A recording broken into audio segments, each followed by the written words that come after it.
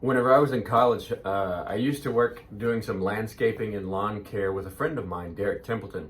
There was one time there was a particular homeowner who they said, these bushes that are right in front of my house, they just don't seem to be growing well. I don't really like them. The leaves aren't doing what they should. They haven't really gotten any bigger since I planted them. And they'd been there for 2 or 3 years.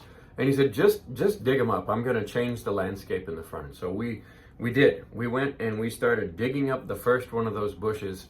And once we'd kind of dug around it a pretty good way, we decided, okay, let's grab onto this thing. We're just going to give it a good yank and see if we can pull it out of the ground. If you've ever done anything like that, you would know, usually you grab it and it's a strain. You really got to pull because there's a taproot that goes down and it's really in.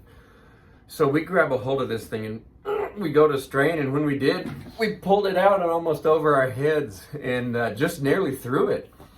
So we were like, what in the world? This isn't what I expected. We started looking at the roots and they were growing in a circle, and the plant obviously came in some sort of a bucket. And you've probably been to a nursery and you've seen how they grow in a round thing, and the roots were growing in a circle and they didn't grow into the dirt.